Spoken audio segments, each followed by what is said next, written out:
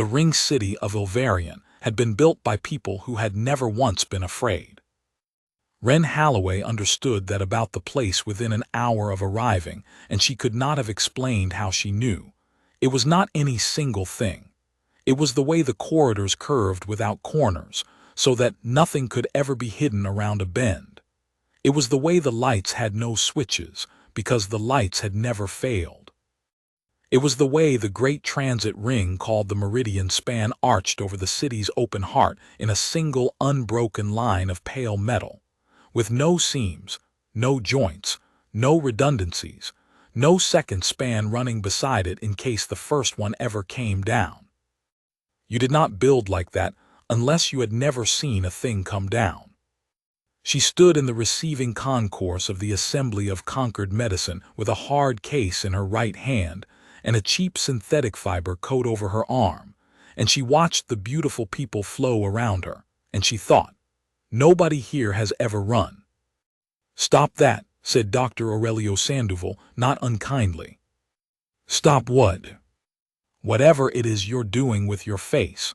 You look like a customs inspector." "I look like an archivist." "Same face, different pay." Sandoval was 63 years old, gray at the temples, and had spent 9 of those years in a mobile trauma unit on a colony world where the medicine had been mostly improvisation, and the improvisation had been mostly successful. He had the particular calm of a man who had already survived the worst day of his life and knew it was behind him. "Wren, look at me. Whatever happens in that hall, do not argue." "I wasn't planning to argue." "You were born planning to argue." He adjusted the collar of his coat, which was as cheap as hers. The Terran Compact had sent 3 people to the Assembly of Concord Medicine, and the budget for the mission had been assembled by people who thought a chair was a luxury. "Jonah, where's Jonah?" "Arguing," said Wren. Jonah Equium arrived a moment later, 34 and sweating. A biomedical engineer who had spent the last 2 days trying to convince the station's logistics intelligence that a crate of paper books was not a hazard, not a contaminant, and not, in fact, a joke. He had won more or less. The crate was in the hall. It had taken a formal appeal. "They wanted to sterilize the corpus," he said, "with heat." Sandoval closed his eyes briefly, and I explained what heat does to paper. Jonah wiped his forehead. "They didn't know. Doctor, they didn't no asterisk. The clerk asked me what the failure mode was." Wren laughed once, a short surprised sound, and then stopped, because a Ceyene was passing and had turned its long silver head toward her, and the look on its face was the look of someone who has heard an animal make an unexpected noise. There were 406 recognized species in the Concord, and 11 of them practiced medicine at what the Assembly called *clarity*, which meant that their methods were sound enough to be taught to others. The Ceyene sat at the top of that list and had sat there for 11,000 years. They deserved to. Wren had read their submissions on the voyage out, all 40,000 pages of them, and she had felt something close to reverence and something close to despair. Ceyene medicine was not a craft. It was a proof. They did not treat a body. They described it completely down to the folding of its proteins, and then they corrected the description, and the body followed. They had a lattice repair technique that could take a shattered femur and reassemble it, molecule to molecule, in 90 minutes, leaving no scar, no shortening, no weakness, nothing to indicate that the bone had ever been anything other than whole. Human medicine, in the same situation, involved a metal rod and a screwdriver. "Terran Compact," said the voice of the hall. Sandoval straightened. "That's us." The Hall of Clarity was a bowl of white light. There were no shadows in it anywhere, which Wren found she disliked with a violence that surprised her. She kept turning her head, looking for the dark and finding none. The assembly sat in tears, ruck in their pressure shells, huge and patient, breathing something that would have killed her. Thessal in a shimmering column, translucent, many-limbed, their surgeons famous for operating on 9 patients at once. Delegates of species she could not name and had not studied, 406 kinds of mind, all of them looking down at three people in bad coats. And at the center, on the assessor's dais, curator Ithane Saldrave. Ithane was Ceyene. Tall, they were all tall, with the pale, faintly luminous skin of the species and the long four-fingered hands, and eyes the color of clean water. Ceyene faces did not do very much. This one did less than most. "The Terran Compact," Ithane said, "petitions for recognized practice." "It does," said Sandoval. "You have been assessed on your submissions. Provisionally, you have been graded at Tier 9. A pause, delicate, almost apologetic. "For the benefit of the delegation, Tier 9 is the classification we use for preclinical traditions, folk practice, species that have not yet separated medicine from ritual." Wren felt Jonah go rigid beside her. "That grade," Ithane continued, "was reached before your proof was submitted. The Assembly permits a proof. It is customary to demonstrate a technique of your own devising which the Concord does not possess." The water-colored eyes moved slowly to the crate. "You have submitted 6,000 volumes." 6,140, said Wren. Sandoval's hand came down on her forearm. Too late. 6,140, Ithane agreed. "Of what?" "Records," said Wren. "Records." "Case notes, ward ledgers, outbreak registers, surgical logs, nursing charts, mortality reviews." She was aware of 400 species listening, and she found distantly that she did not care very much, which was a thing about herself she would examine later.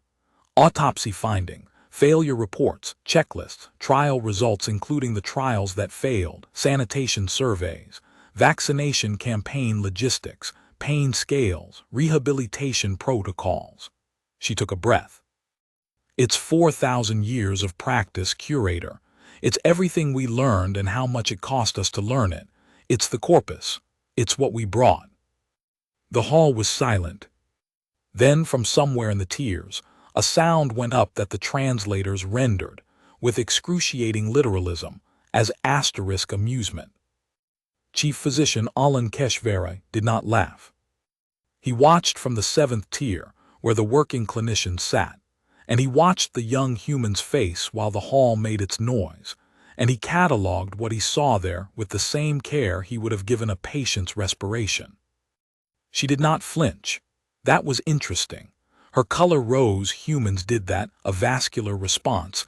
They wore their blood on the outside of their thinking, and her jaw set, and she stood there and let it wash over her.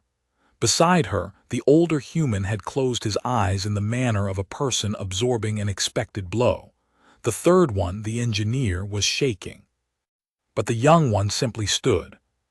She was, Ollun estimated from the file, 23 of her species years.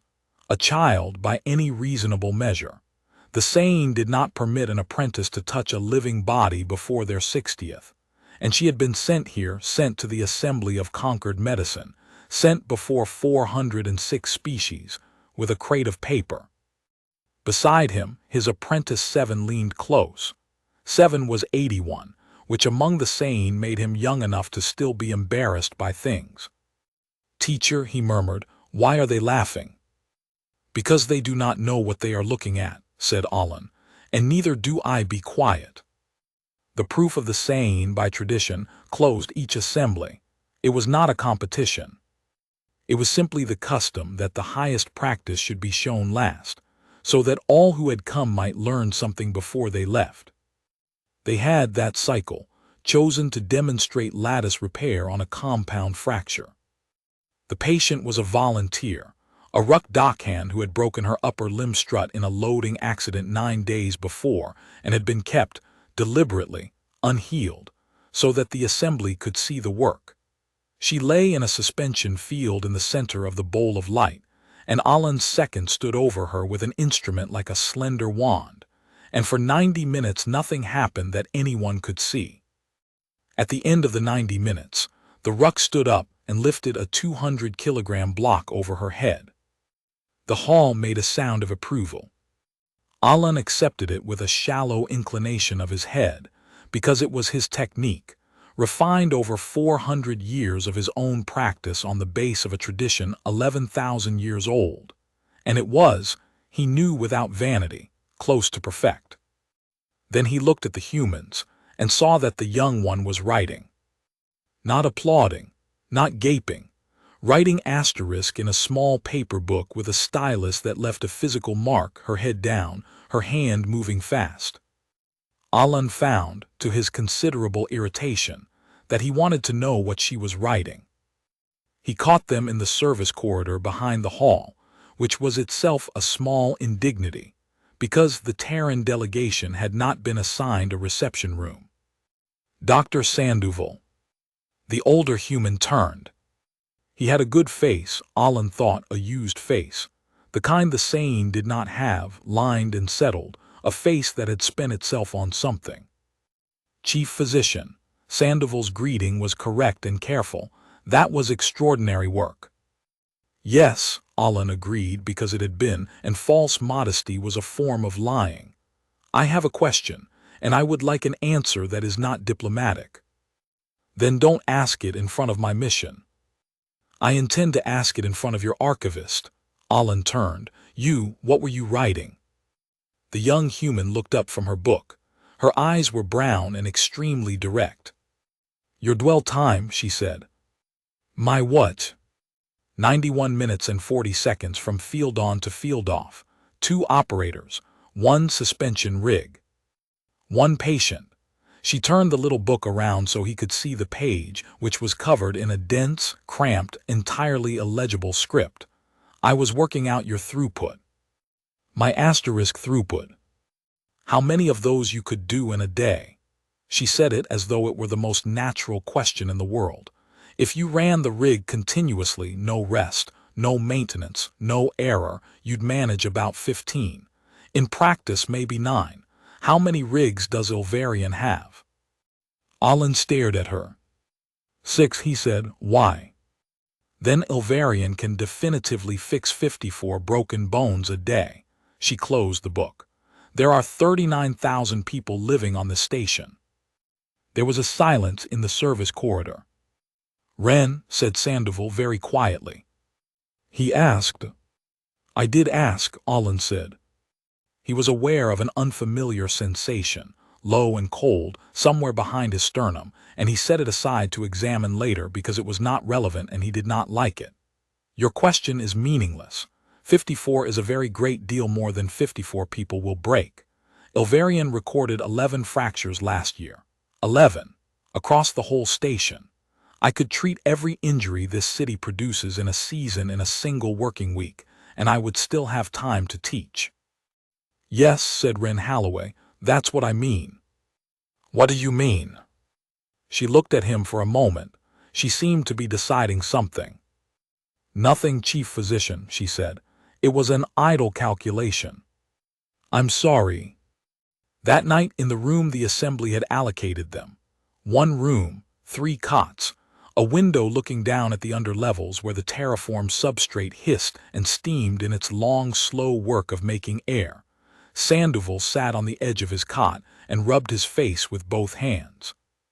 They're going to reject the corpus, he said. Ithane will file it as a cultural artifact. There's a category. It goes in a museum, Wren. They'll put it behind glass with a label that says Terran, preclinical, illustrative of primitive causality. I know. And then we go home, and the compact loses its bid, and human doctors spend the next 40 years being supervised by species who think we're one step up from bleeding people with leeches. He stopped. Which we did. For about 2,000 years, said Wren. Yes. You're not helping. No. She was sitting cross-legged on the floor with the crate open in front of her, and she had one of the volumes across her knees, and she was not reading it so much as resting her hand on it. Doctor, can I ask you something? Ask. When you were on Meridiana, the evacuation, the dome breach, she did not look up. How many people did you have? Sandoval was quiet for a while. 2 nurses, he said, one of whom was 19. 211 casualties in about 40 minutes, and the surgical suite was on the wrong side of the breach. How many lived? 194. How? You know how, you've read the report. You practically wrote the asterisk index to the report. Tell me anyway. Sandoval looked at his hands. They were big hands, and the knuckles had gone knotted with age, and they had done a great many things. We sorted them, he said. That's all. That's the whole trick, Wren. That's the entire secret, and it's 400 years old, and it isn't ours. It belongs to a lot of dead people who worked it out in the worst places human beings ever built. We sorted them. Black, red, yellow, green. The ones who were going to die no matter what I did, I made comfortable and I left them. The ones who were going to live no matter what I did, I made them wait. And everything I had, every hand, every minute, every drop of blood in the cooler went to the middle group. The ones where it mattered. He looked up. And I hated it. I hated every second of it, and it saved 194 people, and I would do it again tonight. Wren nodded slowly. They don't have that, she said. What? The Concord, the Ceyene. She turned the volume on her knees around. It was a facsimile, one of the field manuals, the paper foxed and soft at the edges, and it fell open where it had been opened 10,000 times before. They don't have triage, doctor. It isn't in any of their literature. I've searched. 40,000 pages of Ceyene practice, and there isn't a single line about what you do when there are more patients than there are hands. She looked up at him. Because it's never happened to them. Not once. Not in 11,000 years. Sandoval did not say anything. They've never had a plague, said Wren. Their biosphere is old and cold, and it never learned to eat them. They've never had a war. They had asterisk disputes. They had asterisk schisms, asterisk. They argued for 2 centuries about a tax, and they resolved it. They've never had a famine. They've never had a city burn. She set the book down. Every single thing in this crate we bought, every line in these 6,000 volumes is a receipt, and they think it's a museum. Then let it be a museum, said Sandoval wearily. We tried. But Wren Halloway was looking at the window, and past the window, at the great unbroken arc of the meridian span, which had no second span running beside it, in case the first one ever came down. Chief Physician Ollun Kesh-Varai did not sleep that night either, which was unusual, because the Ceyene were disciplined about sleep, and he had not lost a night in a century. He lay in the dark, and did the calculation the human had done, and he got the same answer, and then he did it for the surgical suites and got another answer he did not like, and then he did it for the isolation bays, of which Ilvarian had 4. Because in 11,000 years the Ceyene had never needed a 5th. 39,000 people. 4 bays. He rose before the shift lights came up and went down through the sleeping city to the archive hall, where the assembly had stacked 6,140 volumes of human paper on a cargo pallet, because nobody had thought to put them anywhere else. The young human was already there. She was sitting on the floor beside the pallet with her back against it, and she had a cup of something hot, and she was reading by the light of a hand lamp, and when she saw him she did not get up. Chief Physician, you are here early. So are you. Ollun stood over the pallet, 6,000 volumes, paper, physical paper which rotted, which burned, which could be lost, which had to be carried asterisk. I am going to recommend rejection, he said. I know. The assembly will follow my recommendation. Curator Ithin will follow it gladly because she has already decided, but she requires a clinician to say it, and I am the clinician they will ask. He looked down at her. So it will be me. I thought you should hear it from me rather than from a citation. Thank you, said Wren Halloway, and she seemed to mean it. I do not understand you, Ollun said. No, she agreed. He crouched, which took a long time. The Ceyene did not crouch well. He put out one long 4-fingered hand and touched the topmost volume, and the paper was soft under his fingertips, soft as skin, and warm from the lamp. Explain it to me, he said. Not for the assembly, for me. Why did you bring your errors? Any species can bring its errors. Every species has more errors than anything else.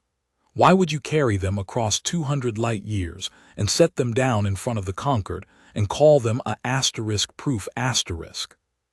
Wren Halloway put down her cup. Because they're not errors, she said. They're the price. That is a slogan. Then read it, she said. Don't take my word for it, Chief Physician. I'm 23. My word is worth nothing. Read it yourself. Not the summaries, not the index. The actual books in the actual order, front to back, the way it happened. She stood up and she was small next to him and she looked him in the eye without any difficulty at all. You've got 4 days before the vote. Read it in order. Start at the fever ward. And if you still want to reject it on the 4th day, I'll carry the crate to the museum myself.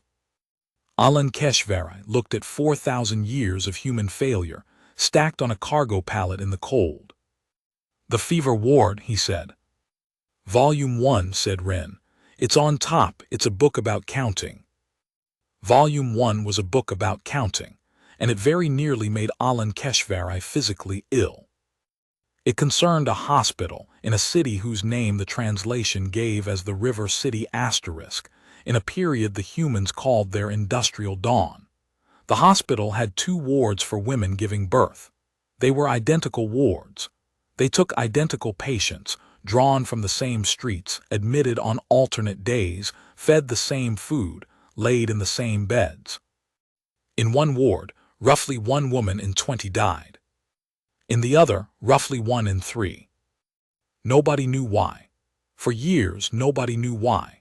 The physicians of that hospital had theories: the air, the season, the temperament of the patients, a miasma, a curse, and they wrote their theories down and none of them were correct, and the women went on dying in the 2nd ward at a rate that any reasonable observer would have called a massacre, except that nobody observed it because nobody had counted. And then somebody counted. A junior physician, a man whose name the corpus gave without any particular emphasis, sat down with the ward ledgers and did what no one had done, which was to write the numbers in a column and look at them. And having looked at them, he asked the only question that mattered: what is different about the 2nd ward? The answer was the hands. In the 2nd ward, the physicians came directly from the dissection rooms, where they had spent the morning with the dead, and they came with their hands unwashed, and they carried the dead to the living on their fingers, and they had been doing it for years, and they had been doing it out of * diligence, because they were the hardworking ward, the teaching ward, the ward where the men of science did their careful work. The junior physician made them wash. Chlorinated lime, a basin at the door, every man, every time, no exceptions. The dying stopped. And then, and this was the part that Ollun read 3 times, and then set the volume down, and then walked to the window of the archive hall and stood there for some minutes looking at nothing. And then they did not believe him. They ridiculed him. They said he was insulting them, and in a sense he was. He was telling a room full of educated men that they had killed their patients with their own hands, and no one had ever said such a thing to them before, and they could not bear it. They pushed him out. He grew strange and furious and desperate, and he wrote letters that read like a man shouting into a storm, and he died badly, and it took another generation and a great deal of further dying before the profession accepted a rule that could be written on the back of one hand. Wash *. Ollun stood at the window for a long time. Chief Physician. He turned. The young human was standing at a respectful distance with 2 cups. How long? Ollun said, and his voice was not entirely under his control, which appalled him. How long was it between the counting and the washing, between the ledger and the rule? Universally, 40 years, give or take. 40 years. Yes. And in those 40 years. Millions, said Wren Halloway. Ollun looked back out the window. You wrote it down, he said. You wrote down that you were wrong. You wrote down how you were wrong, and how long you kept being wrong after you had been told, and you put it in volume 1 at the front, where anyone can see it. Yes. Why? She came and stood beside him, holding out one of the cups. He did not take it. Because it happens again, she said. That's the whole reason. It isn't humility, Chief Physician, we're not that noble. It's that the exact same thing happened again in every century since. A new ward, a new instrument, a new procedure, and the same men saying my hands are clean because they cannot stand to be the reason. It happened with catheters. It happened with ventilators. It happened 400 years later on a station in our own asteroid belt, and the man who fixed it there fixed it by walking into the surgeon's mess with a printout and a ledger, and doing exactly what the junior physician did in the River City, and he knew asterisk to do it, because he'd read volume 1. She set the second cup down on the sill where he could reach it. That's what the corpus is for. It's so we don't have to learn it twice. He read for 4 days. He did not attend the assembly sessions. 7 brought him food and took away the untouched trays, and after the second day, 7 began to read too, sitting on the floor at the foot of the pallet with a volume open across his knees and his long fingers moving over the paper, silent, hour after hour. Ollun read about the water pump. A city, a different city, a summer of dying. A sickness that emptied people out until they died of thirst in the middle of a city full of water, and no one knew where it came from, and everyone knew it came from the air, because everyone had always known that. And a physician took a map of the streets and marked every death on it, 1 dot per house, and stood back and looked at the shape. The dots made a cloud. The cloud had a center. At the center of the cloud there was a public water pump. He could not prove it. He had no instrument that could see the thing in the water. He had nothing at all except a map and a column of numbers and the shape of a cloud, and he went to the parish authorities with his map, and he argued, and they did not believe him either. But he argued well enough that day that they let him take the handle off the pump. So he took the handle off the pump. He took the handle off the pump, Ollun read, and he sat back, and something in his chest turned over. Because there it was. There was the thing his own tradition did not have and had never needed. Ceyene medicine began with asterisk knowing asterisk. You described the system completely. When the description was complete, the cure followed as a matter of logic. It was beautiful and it was true, and it had never once failed them. And it was asterisk utterly useless to a man standing in a dying street with no instruments and no theory and no time. The human had not known. He had asterisk acted anyway.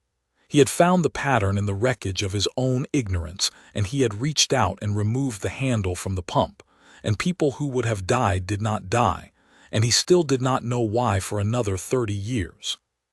Ollun read the sentence again. Ceyene had a word for knowledge. They had 11 words for knowledge, in fact, graded by certainty. They did not have a word for this, for acting correctly inside your own ignorance, for being asterisk usefully asterisk wrong. We call it public health, said Wren when he asked. Or we call it Tuesday. He read the surgical logs and had to stop. They were not gruesome, particularly. The corpus was disciplined about that, and the field manuals were written in a flat and merciful shorthand, because they had been written by people who did not have the leisure to be horrified. But it was that flatness that undid him. Casualties exceed capacity. The line appeared in one form or another in every war the humans had ever fought, and they had fought a horrifying number of them. Casualties exceed capacity.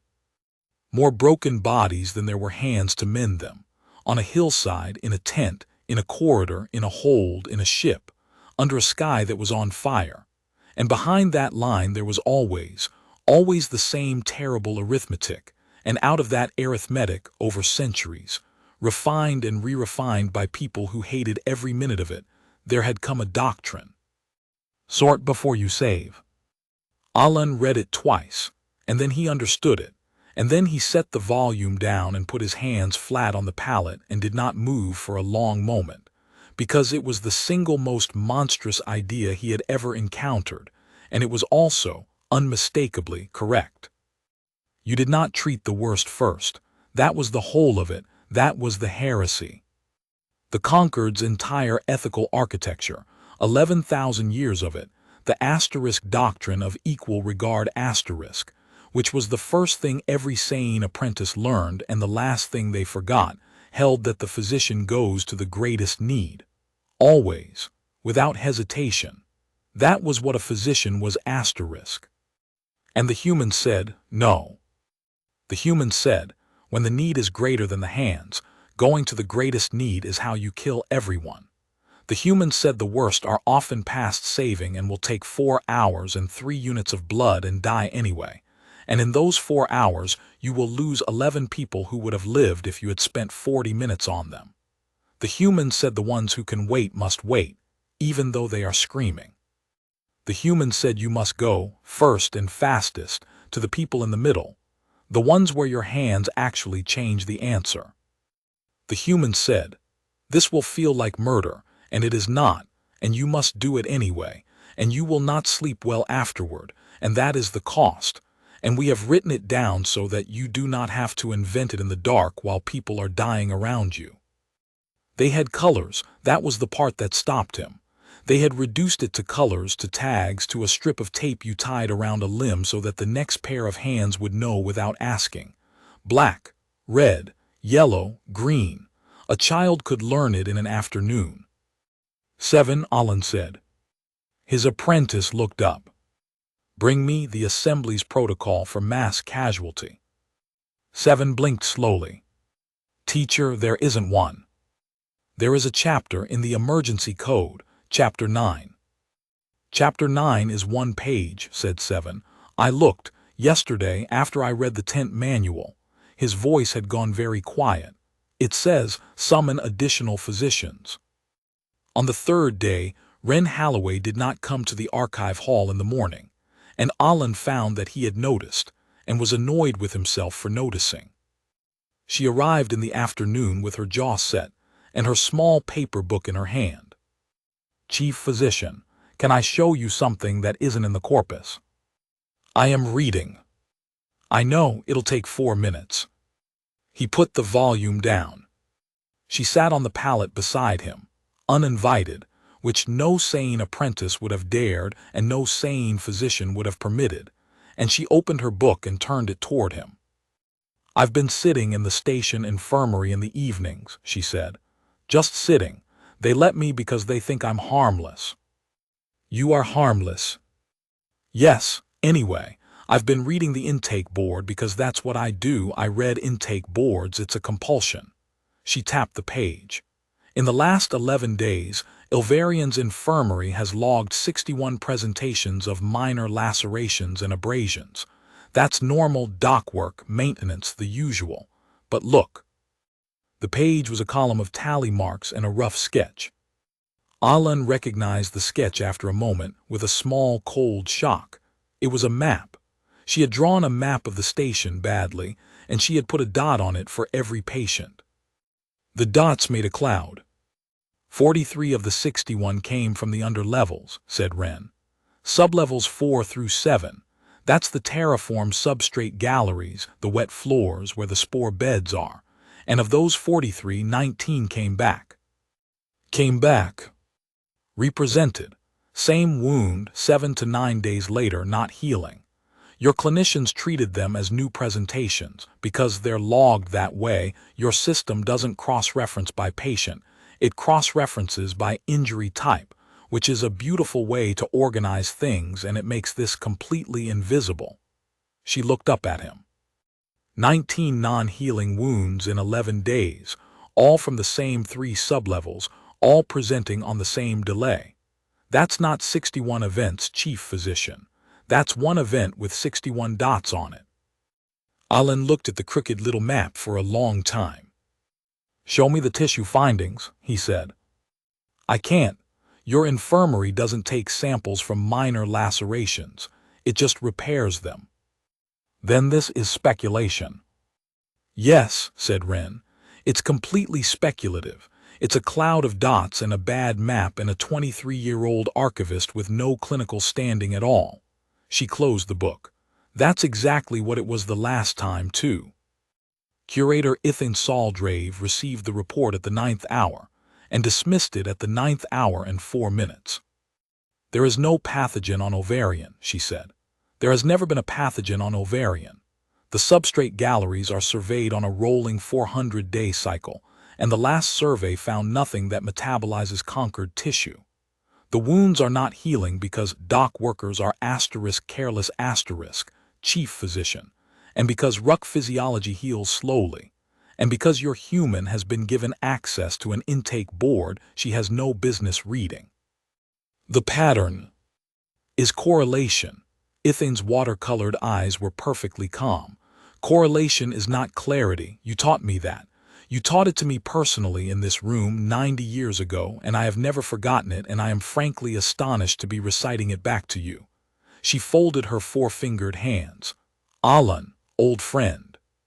You have been sitting on a cargo pallet for 3 days reading a barbarian's diary, and you have caught something from it. Take the survey if it comforts you. Take it after the vote. The vote is in 2 days. Then the survey is in 2 days. Ithane rose. And the Terran petition will be denied, and their crate will go where it belongs, and you will sleep, and in a month you will laugh about this. He did not laugh. He went back to the archive hall, and he read the last of the volumes Wren Halloway had set aside for him, and they were not about wars or plagues. They were the quiet ones. He understood later that she had ordered them deliberately, that the whole reading had been a piece of surgery performed on him, and he had lain still for it like a good patient.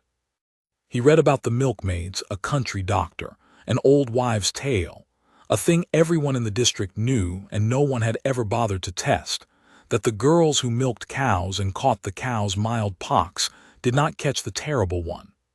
A doctor who took that piece of unglamorous kitchen gossip seriously and tested it, and was right, and gave the human species the first weapon it had ever held against a disease. And 200 years later, a campaign, the corpus, had 400 pages on the campaign, and they were the most boring 400 pages Ollun had ever read, and he could not stop reading them. Cold chains, ice boxes, motorcycles, bribes, refusals, villages that hid their sick because the last outsiders who came had taken their sons. Rings, that was the word, ring vaccination. You did not try to inoculate a continent, you found a case, and you drew a circle around it, and you inoculated the circle, and then you drew a circle around the circle. It was not elegant. It was logistics.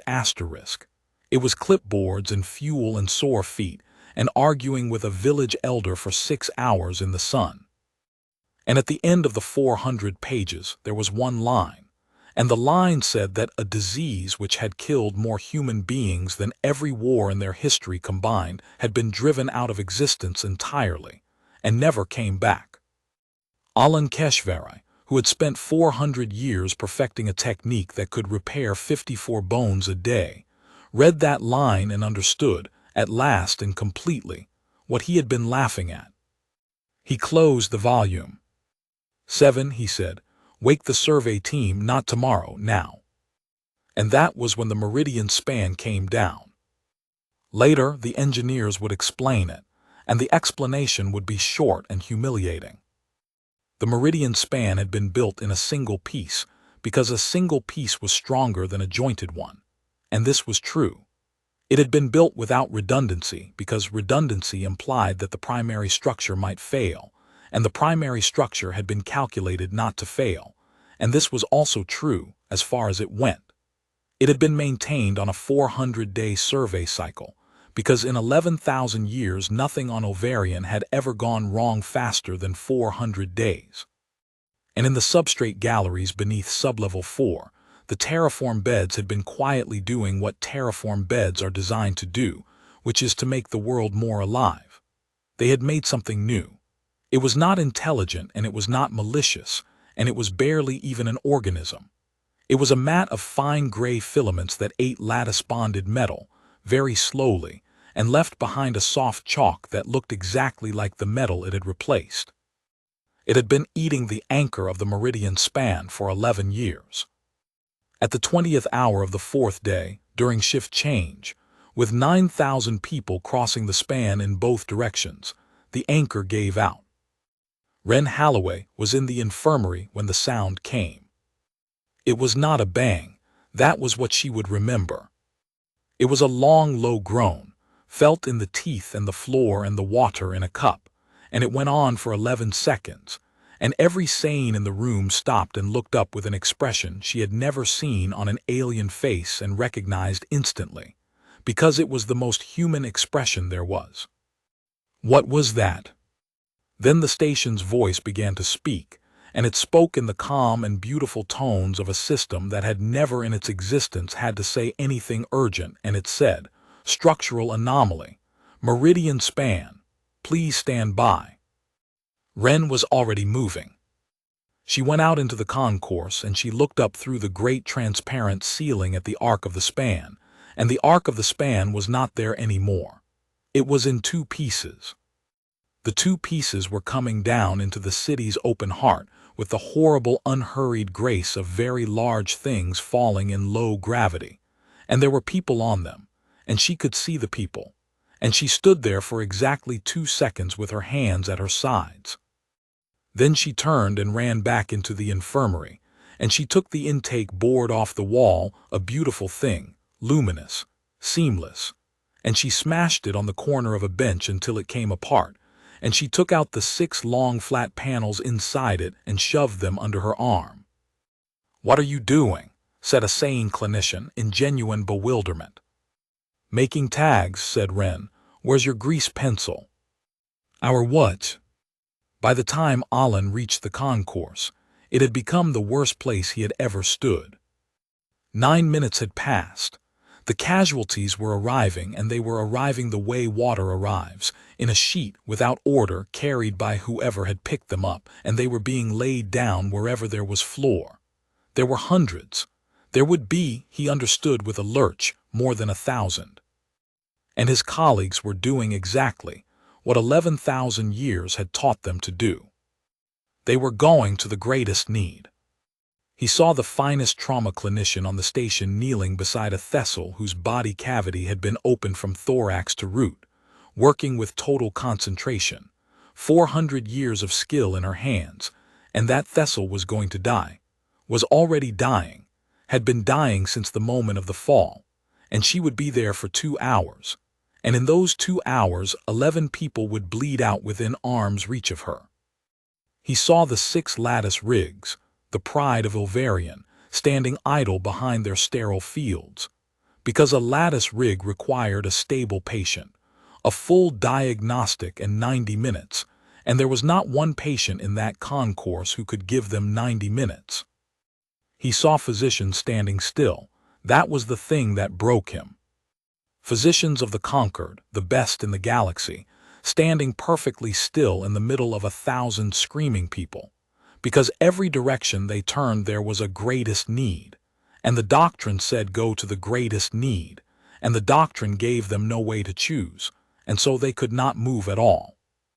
"Chief Physician," Seven's voice high with panic, "Teacher, what do we, where do we?" And then, cutting across the whole concourse, a human voice, not loud, but carrying, in the way that a voice carries when it has been trained to carry across a ward. "Nobody treats. Listen to me. Nobody treats until I've sorted." She was standing on a bench. She was 23 years old. She was 162 centimeters tall. She was covered to the elbows in 3 different colors of blood, and she had a broken panel from an intake board in one hand and a marker in the other, and she was shouting at 400 years of Ceyene medicine. "You," she pointed at Ollun's trauma clinician, still kneeling by the dying Thessal, "leave them, make them comfortable and leave them." "They are alive," the clinician screamed back at her. "They are alive and I can."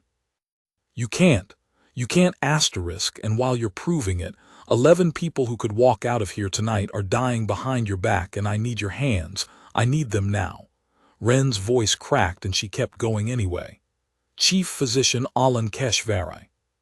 You've read this, 4 days, volume 41, sort before you save. Tell them." Every head in the concourse turned. Ollun stood in the middle of the worst place he had ever stood, and he felt the whole weight of 11,000 untroubled years come down on his shoulders, and he thought, with complete and terrible clarity, "We have never done this. Not once. Not in all our history. And she has never done it either, and she is 23, and she is not guessing, because 200 generations of her people already paid for this and wrote it down." "Do what she says," he said. The clinician stared at him. "Teacher." "Do what she says." He had never raised his voice in 400 years. He raised it now, and it went off the ceiling like a shot, and the concourse flinched. "Every physician on this floor is now under the direction of the Terran archivist. This is a mass casualty event. We do not have a doctrine for it. They do." What followed was, in Wren Halloway's later and entirely accurate description, a shambles. It was a shambles that saved 840 lives. She sorted. That was all she did for the first 40 minutes. She did no medicine at all. She walked the line of bodies, and she knelt, and she asked 3 questions, and she looked at 3 things, and she made a mark on a strip of panel and moved on. 10 seconds, 15 at the most, and behind her came 7 with a roll of adhesive and a box of markers scavenged from a cargo office, tying the strips to limbs and stalks and pressure shells. Black, red, yellow, green. She had to invent the colors twice, because Ruck did not see red and Thessel did not have limbs to tie a strip to, and so it became black, asterisk, long asterisk, short asterisk, and bare. And it worked, because it did not need to be elegant, it only needed to be asterisk, unambiguous, and fast asterisk. "Reds to the rigs," she said. "Not for lattice work. Turn the fields off, use the tables, they're just tables. Reds to the tables. Yellows against the north wall in rows. I want somebody walking that row every 10 minutes, and I want them resorted. People move between colors. They asterisk always asterisk move between colors." "Move which way?" said Ceyene, dazed. "Both ways." She was already 3 patients along. "That's the whole point of walking the row." And it went on. It went on for 19 hours. The Concord's physicians were, Wren discovered, the most brilliant people she had ever worked with and the most useless, and both facts were true at the same time, and she had about 4 seconds per person to convert the first into something she could use. They could not stop bleeding. It was not that they lacked the skill. It was that their entire tradition assumed you had asterisk time asterisk, and every technique they knew for hemostasis was a 12-minute molecular procedure that produced a perfect result. They had nothing for the first 90 seconds. They had never needed the first 90 seconds. So she taught them the tourniquet.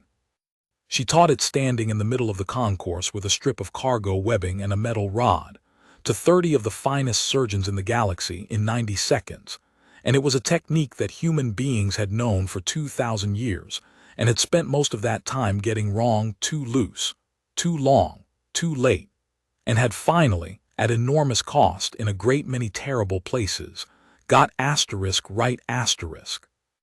Tight, tighter than that, tighter than you think it has to hurt. Write the time on their skin, the asterisk time asterisk with the marker on the skin, because in 3 hours somebody has to know how long it's been on, and it will not be you. You will be somewhere else, or you will be asleep. She was hoarse already. "It is not a treatment.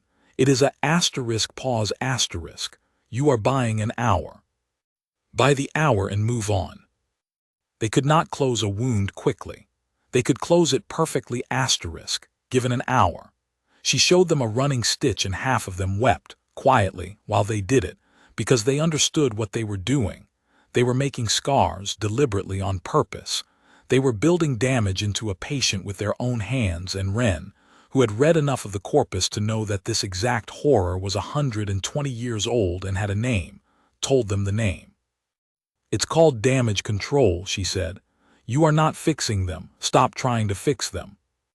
You stop the bleeding, you stop the leaking, you wash it out, you close it loose, and you get out, and you come back tomorrow when they are warm and full of blood and not dying, and then you make it beautiful." She looked around the ring of stricken silver faces. "Tomorrow is a real place. Your patient has to get there. That's your only job tonight. There was a moment, around the 11th hour, when it nearly came apart. Curator Ithin Saldrave arrived with the Assembly's authority behind her and stood at the edge of the sorting bay and looked at what was being done in her city. And her face, which did very little at the best of times, went entirely still. "You have tagged people to die," she said. The concourse went quiet. Wren straightened up from a ruck dockhand with a crushed carapace and turned around slowly. "Yes," she said. "You have marked them with a *pen*, and you have set them aside and you have left them, and they are dying over there in a row, and you have forbidden my physicians to go to them." "Yes." "Then you are a murderer," said Ithin, "and I am arresting you." Wren wiped her forehead with the back of her wrist, which left a long smear. "Curator," she said, "I've been awake for 31 hours and I'm going to say this once. Go and look at them." "I have looked at them." "No, go and look at them, not from here. Kneel down." Wren's voice was very tired and very level. "Every one of those people is being held by someone. I put someone with every single one of them. There's a Thessal holding the hand of a ruck she'd never met. There's a chaplain of some order I can't pronounce sitting with 3 of them at once. They are warm. They are as free of pain as your pharmacy can make them. And not one of them is alone, and that is not nothing curator. That is the oldest medicine we have, and it is older than surgery and older than drugs, and it is the only thing we could give them." Her voice went. She got it back. "I did not tag them to die. They were going to die. The span killed them. I tagged them so that the 800 people behind them would not die too. And if you want to arrest me, then arrest me at the end. But if you take my hands off this floor right now, people who are alive in this room will be dead by morning, and you will have done that, and you will have done it to keep your conscience clean." Ithin Saldrave did not move. "Curator," said Ollun quietly from behind her, "she is right, and I will testify that she is right, and if the Assembly wishes to strip me for it, it may." There was a long, long silence. Then Ithin turned and walked to the black-tagged row, and knelt down beside a young Ceyene technician whose spine had been severed high, and who was going to be dead in an hour, and who was frightened. She stayed there for the hour. She held the girl's hand with both of hers, which is not a thing the Ceyene do. And when it was over she stood up, and her face was wet, which is also not a thing the Ceyene do, and she said, to no one in particular, in a voice like a dry leaf, "We have no word for this." "We do," said Wren. "It's called nursing." At the 19th hour the last of the yellows came off the wall and the sorting bay stood empty, and someone brought Wren Halloway a chair, and she sat down in it and immediately fell asleep, and Seven put a thermal blanket over her and stood guard over the chair like a sentry. 841 people were alive who should not have been. 19 hours after that, the following night, with the concourse scrubbed and the dead named, and the surgeons finally, gratefully, doing the beautiful slow work they had been trained for, closing and repairing and making things whole, a ruck in the recovery ward developed a fever. Then a Thessal. Then 11 more. And in the wound beds of the injured, where the substrate dust of the fallen span had settled into open flesh, the fine gray filaments that had eaten the anchor of the meridian span found something new to eat. They called it the gray in the end, because nobody could agree on anything longer. It was not a clever organism. It had no strategy, no vector, no cunning. It was a filament that grew where it was warm and wet and undisturbed, and it had spent 11 years learning to metabolize the lattice-bonded alloys of the meridian span, and the chemistry it used to do that turned out to work sloppily, slowly, but well enough on the connective proteins shared by 2/3 of the species in the Concord. It did not spread through the air. It did not spread through touch. It spread the way it had always spread, which was by being carried on things into places it should not be *, and on ovarian, in the 19 hours after the span came down, The things that carried it were hands. Hands and instruments and dressings, and the sides of tables, and the sleeves of 1,100 physicians who had never in their lives been taught to think of themselves as dirty. "Show me your protocol for a contaminated field," said Wren. Ollun did not answer immediately. They were standing in the corridor outside the recovery ward at the 4th hour, and inside the ward there were now 91 fevers, and the number had been 13 at the start of the shift. "We do not have contaminated fields," he said at last. "I know, that's why I'm asking. When we operate, the field is generated. It is a volume of controlled space. Nothing enters it that has not been described." He rubbed the ridge of his brow, an entirely human gesture that he had picked up from her in 6 days and would keep for the rest of his life. "Our instruments are grown sterile and discarded. Our hands do not enter the field does the work. In 11,000 years of Ceyene surgery there has never been a post-operative infection." A pause. "There is no chapter, Wren. There is not even a page. We have no word for *sepsis*. We have had to make one this morning, and the word we made is *the gray, and I am a chief physician of the Concord, and I am telling you that my entire species does not know how to wash its hands." Wren Halloway looked at him for a moment.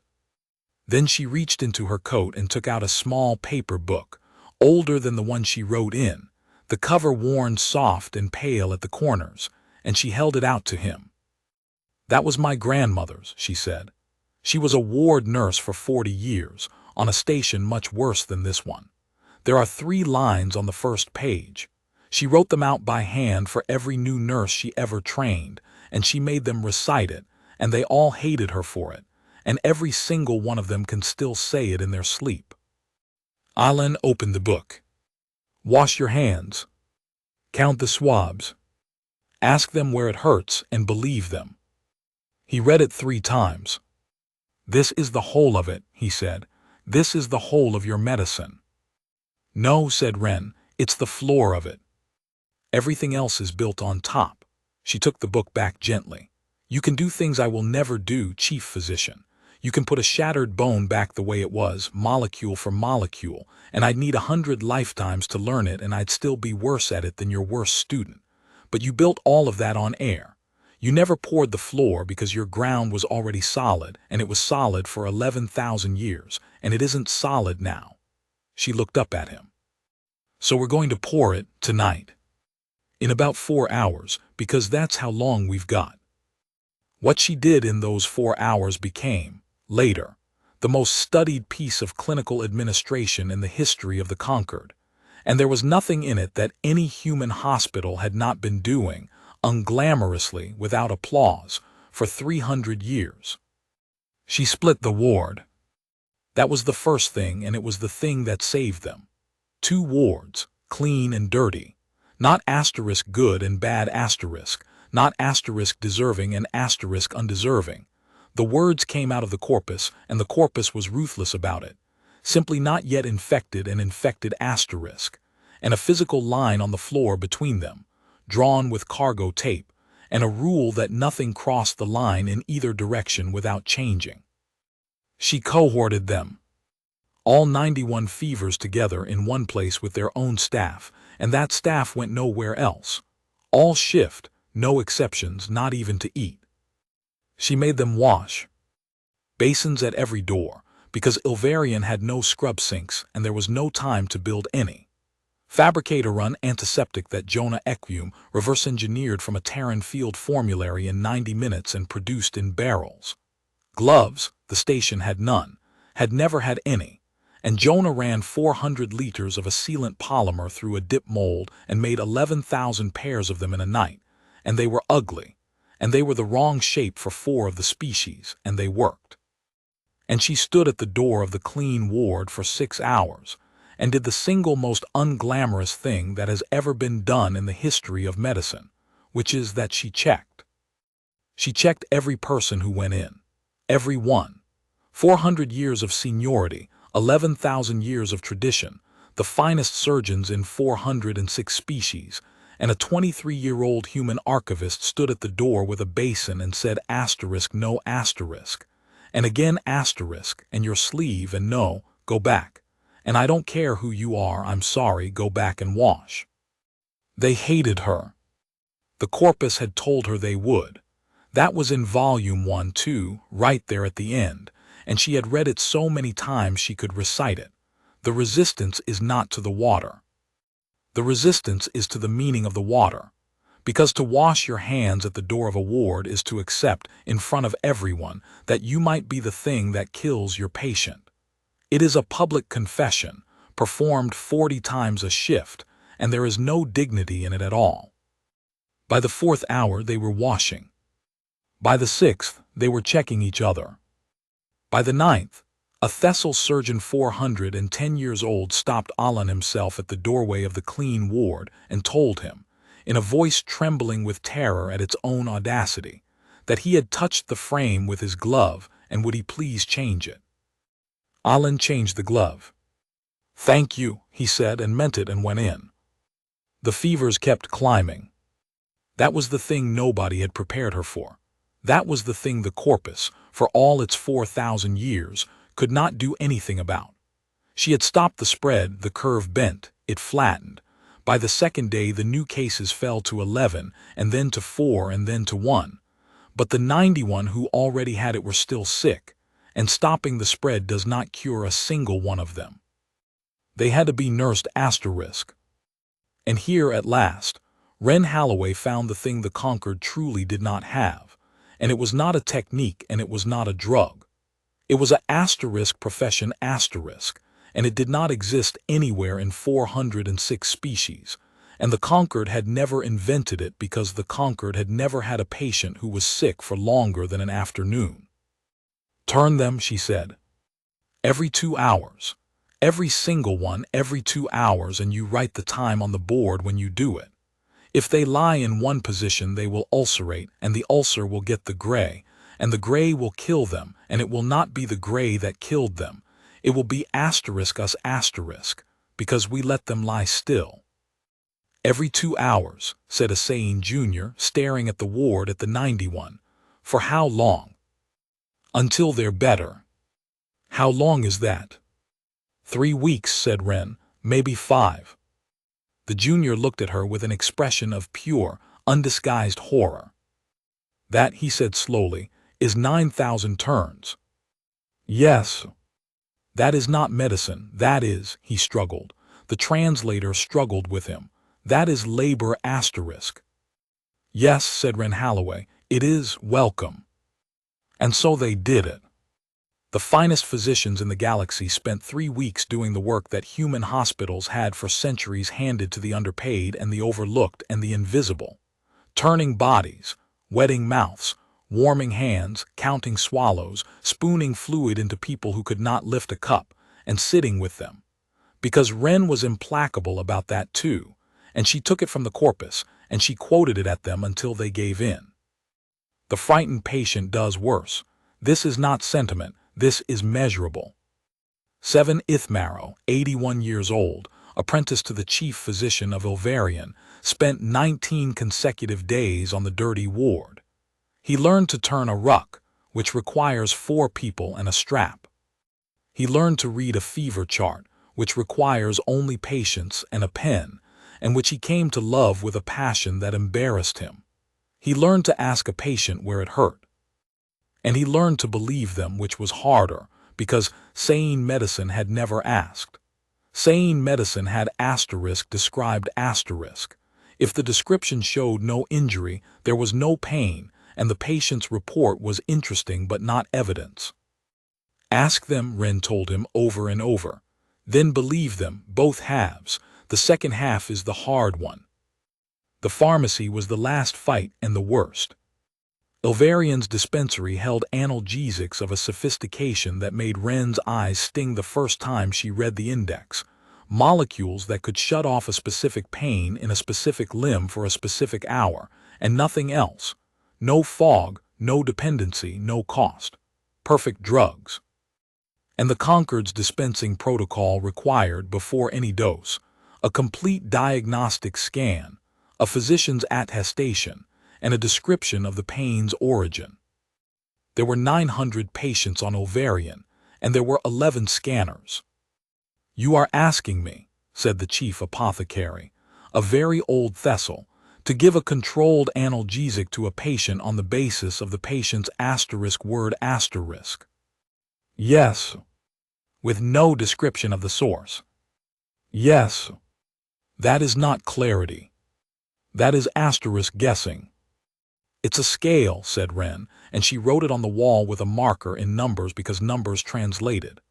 0 is nothing. 10 is the worst you can imagine. You ask them, they tell you, you write it down, you give the drug, you come back in 20 minutes and you ask again and you write that down too. That's the whole instrument. It costs nothing, it takes 10 seconds, and it is the single most useful measurement in this building. It is subjective. It's theirs asterisk, said Wren. It's their pain. Who else's opinion were you planning to take?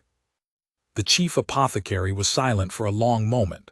Then, slowly, he began to write. On the 11th day, Jonah Ekwum cracked the prophylaxis. It was not elegant. It was a crude denaturing agent that broke the filament's binding enzyme, and it worked in about 85% of exposures, and the Ceyene biochemists could have designed something far better in about 4 months. They had 11 days' worth of gray spreading through the substrate galleries and up into the residential decks, carried on boots. 85%, said Curator Ithing. She had not slept. None of them had slept. She had spent 6 of the last 11 days on the dirty ward, turning patients, and there was something in her face now that had not been there before, some door that had come off its hinges. How many doses? Fabricators can make about 4,000 a day, said Jonah. There are 39,000 people on this station. Yes. Then it will take 10 days to protect the city, said Ithing, and the survey says the galleries will breach the residential decks in 5. She looked around the room. So we cannot protect the city. No, said Wren, so we don't try to. Every head turned. She had the corpus open on the table, 1 volume, the boring one, the 400 pages that Ollun had read on the last night before everything fell, and she turned it around so they could all see the diagram, and the diagram was a circle with a dot in the middle and another circle around it. You don't inoculate a population, she said.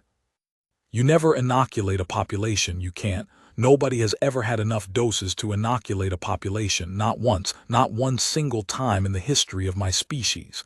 So we stopped trying. She put her finger on the dot. You find a case.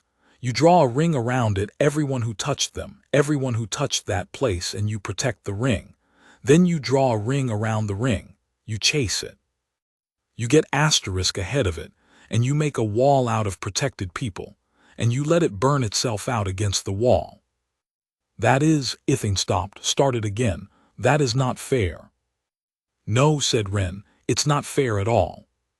It means a docker on sublevel 6 who's never been near the gray gets a dose today, and a family on the residential deck who are frightened out of their minds gets nothing for a week, and they will scream at you, and they will be asterisk right asterisk to scream at you, and you will do it anyway. She looked at Ithing steadily. We did this to a disease that killed more of us than all our wars put together. It took 10 years, and it was ugly and unjust and full of arguments in the sun, and at the end of it that disease did not exist anymore. Not controlled. Gone. Off the world entirely. There was a long silence in the room. You destroyed a species, said Ithing slowly. We hunted it, said Wren, for 10 years with clipboards, and we buried it. Ollun Kesh-Varai began, very quietly, to laugh, and once he had started he could not entirely stop, and it was the first time in 11,000 years that a Ceyene had laughed in the presence of the curator of the assembly, and Ithing, astonishingly, did not object. Rings, she said, show me the rings. It took 19 days. They ran it with runners. They ran it with clipboards, because Jonah had built 400 of them out of packing panel, and the station's data system could not be trusted to update fast enough. They ran it with cold boxes on trolleys and arguments in stairwells, and a schedule chalked on the wall of the concourse, and revised 9 times a day. 7 Ithmaro ran the eastern rings for 19 days on 4 hours of sleep a night, and lost 11 kilos he did not have to lose. The curve bent on day 6. It broke on day 11. On day 19, Ilvarian logged its last case of the gray, a maintenance technician on sublevel 7, caught inside a ring, treated in 4 hours, discharged in 9 days, and the great slow terrible thing that had been eating its way up through the bones of the station stopped, and turned back, and died out in the dark where it had been born. 216 people had died. 841 had not, and neither had 38,000 others, and there was no ceremony, and no announcement, and nothing to see. That was the thing about the human way, Ollun thought, standing in the empty sorting bay on the 20th day with a mop in his 4-fingered hands, because there had been no one else free to do it, and he had discovered in himself an unexpected fondness for the work. When it works, nothing happens.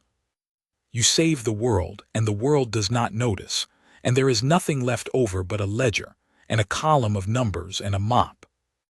There was a thing Wren Halloway had not told anyone, and she carried it for 26 days. On the first night, in the 9th minute, working the line in the concourse with a broken panel in her hand, she had knelt beside a body in a cheap synthetic fiber coat. Aurelio Sandoval had been crossing the meridian span at shift change, on his way to file a formal protest about the disposition of the corpus. His left leg was crushed below the knee and pinned under a section of decking, and he was gray, and he was conscious, and he had looked up at her with perfect clarity. She had done what she had been trained to do. 3 questions, 3 things, 10 seconds. Airway, breathing, circulation, compressible bleed controlled with webbing, radial pulse present, mentating, not dying in the next hour. She had written yellow asterisk on a strip of panel, and tied it around his wrist and stood up. Good, he had said, his voice had been almost nothing. Good girl, go. And she had gone. She had walked past him and knelt beside a ruck she had never met, and she had not gone back to him for 11 hours, and by the time she did, the leg had been dead for 8 of them. They took it below the knee. The Ceyene could have saved it. Of course they could. 90 minutes on a lattice rig and Aurelio Sandoval would have walked out of that concourse with a leg indistinguishable from the one he was born with.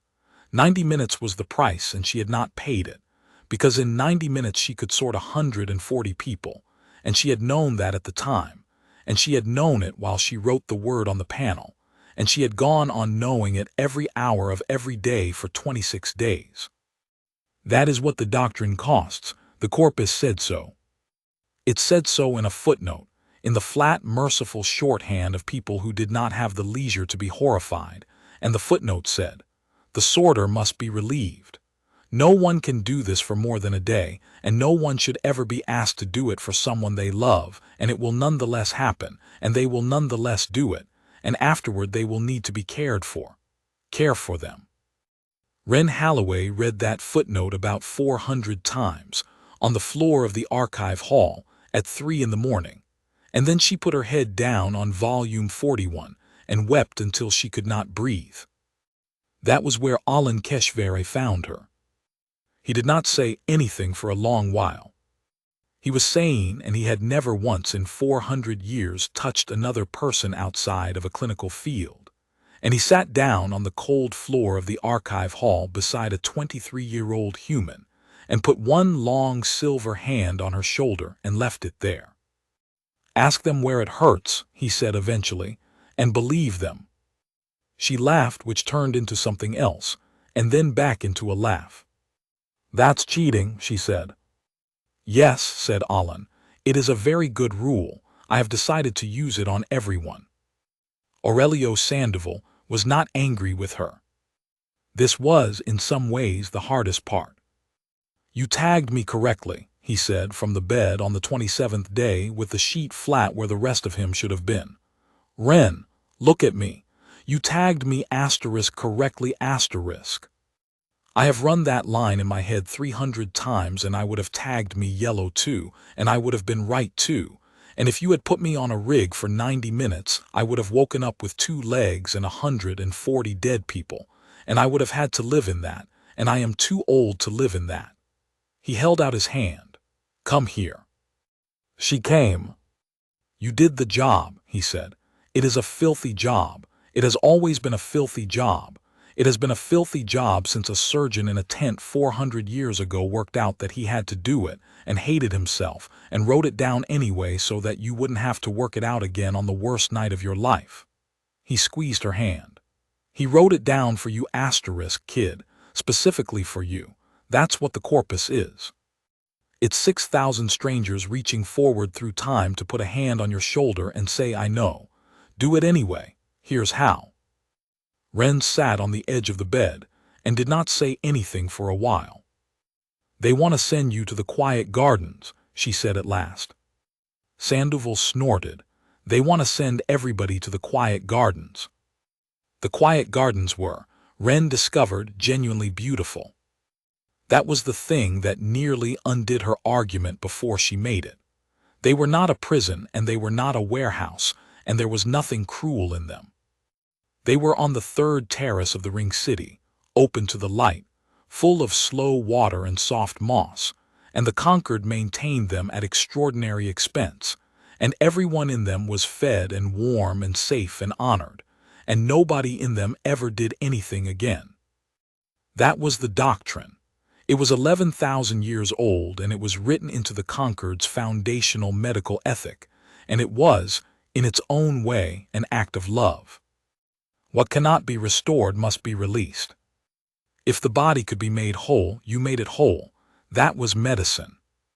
And if the body could not be made whole, if the injury was beyond the lattice, if the spine was cut, if the limb was gone and the nerve root with it, then to demand that the patient go on struggling in a body that would never again be right was cruelty, and the compassionate thing, the civilized thing, was to release them from the struggle, to carry them to the gardens, to let them rest. 841 people had survived the span. 209 of them would never be whole. The assembly had already begun to prepare the terraces. It is kind, said Ithane Saldrave, and for the first time in the whole affair her voice was not certain. Wren, it is kind. You have seen the gardens. What is the alternative? To leave them broken. To make them live broken, in front of everyone forever. Yes, said Wren. That is monstrous. That's what my grandmother did for 40 years, said Wren. And she was the kindest person who ever lived, and I am going to tell you exactly what it looks like, curator, and you are not going to like it, because there is nothing beautiful in it at all. She opened the corpus. Not the surgical logs, not the plague registers. The last shelf, the shelf almost nobody read, the shelf without a single heroic sentence in it, the shelf full of exercise charts and mobility scales and adaptive equipment schematics and dull, patient, repetitive protocols written by physiotherapists and occupational therapists and prosthetists and nurses. It looks like this, she said. Day 1 he sits up. That's all. That is the entire achievement of day 1, and it takes him 20 minutes and it hurts and he is humiliated. Day 4. He sits on the edge of the bed with his feet on the floor for 90 seconds. Day 9. He stands, holding a frame, and he falls and somebody catches him and he swears at them. Day 20. He takes a step. Day 21. He cannot take a step because he is exhausted and furious and he has decided that the whole thing is pointless, and somebody sits with him for an hour and does not say anything clever, and then the next day he takes 2. She turned the pages. It goes on for a year. It goes on for 2 years. It is boring, and it is undignified, and nobody applauds, and it is the single greatest thing my species knows how to do. And at the end of it, said Ithane quietly, he is still broken. At the end of it he walks his daughter down a corridor asterisk, said Wren. At the end of it she is teaching, with one arm, better than she ever taught with two. At the end of it he is not what he was, he is never going to be what he was, and he has a asterisk life asterisk curator. He has a whole entire life with people in it and work in it and mornings in it, and you are going to lay him in the moss. Her voice was shaking and she let it shake. You have never had to do this. That's all. That's the only reason. You have never had a generation come home from something with 200,000 people in it who couldn't be fixed, and you have never had to look at them and decide what they were asterisk for asterisk. And we did, over and over, and we got it wrong for a long time, and we put them in gardens too, and then we stopped, because they told us to stop asterisk. She put her hand flat on the page. They told us they were still here, so we asked them what they wanted. And they said, give me something to do and give me 2 years and get out of my way. The room was silent. 209 people, said Ollun Kesh-Varai from the back. I will take them. I will take all 209, and I will run the ward myself, and I will use the human protocols, and I will report the results to the Assembly every 90 days for 2 years. He rose to his full, considerable height. And if I am wrong, curator, I will carry them to the gardens with my own hands, and I will resign. He was not wrong. It took longer than the protocols said, because the protocols had been written for humans and had to be rebuilt from first principles for 4 different physiologies, and rebuilding them was the work of 18 months and a great deal of argument and 11 separate failures that were, at Ollun's insistence, written down and published in full. But on a morning 14 months after the span came down, in a long bright room on the 2nd terrace of Ilvarian, a ruck dockhand named Gorham of the 4th Well, who had been tagged asterisk long by a human child with a marker, and who had lost the use of 3 of her 4 load limbs, and who had spent 11 months learning to do with one what she had done with 4, picked up a 200-kilogram block and set it down on a shelf. It took her 4 minutes. It was not elegant. She was slower than she had been, and she would be slower for the rest of her life. The ward applauded until the walls rang, and Gorham of the 4th Well stood in the middle of it with her one working limb raised, and she was not whole, and she was not released, and she was not in a garden. She was at work.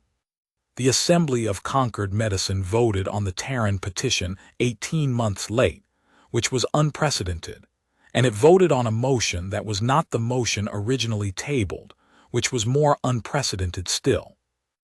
The original motion had been to reject. The motion that passed was read out by Curator Ithin Saldrave in a hall that had, for the first time in its history, no empty seats, because delegates had come from 91 worlds that had never sent anyone before, and they had come for one reason, which was that the recording of a 23-year-old human standing on a bench shouting asterisk nobody treats, until I've sorted had gone across the Concord in a month, and had not stopped going. The Assembly finds, Ithin read, that the Terran Compact is admitted to recognized practice at Clarity. She paused. The Assembly finds further that it has been in error for 11,000 years. The hall did not make a sound. We graded these people at Tier 9 because their medicine is not beautiful. It is not. It is a heap of instruments and improvisations and rules of thumb, and it was assembled by frightened people working too fast in bad light, and every single page of it is stained with the death of the patient who taught it. Ithin's water-colored eyes came up. We mistook that for primitiveness. It is not primitiveness. It is price. We were not spared catastrophe because we were wise. We were spared it because we were asterisk lucky asterisk, and we mistook our luck for our merit, and we built a city with 1 span and no second span. And 39,000 of us are alive today because a species that was never lucky wrote down what it cost them and carried it across 200 light years to a room where we laughed at it. She set down the motion. The Concord will establish an archive of error, she said. Every failure, every death we did not have to have, written down in order and read by every apprentice before they are permitted to touch a living body. It will be the first thing we teach, and it will be 6,000 volumes long before I die, and I intend to live a long time." A pause. The first entry has already been submitted. It was 1 page. It was in Ollun Kesh-Varai's own hand, in the old script, and it hangs now under glass in the Hall of Clarity where the light falls on it in the morning, and every apprentice of the Concord reads it standing up. On the 4th day of the assembly, I recommended the rejection of the Terran corpus. I recommended it because their records were full of their own mistakes, and I believed that a medicine which admits its mistakes must be a poor medicine. I was wrong. A medicine which admits its mistakes is the only kind that improves. I did not know how to sort. I did not know how to stop a bleed in 90 seconds. I did not know how to wash my hands, or how to turn a body, or how to ask a patient where it hurt and believe the answer.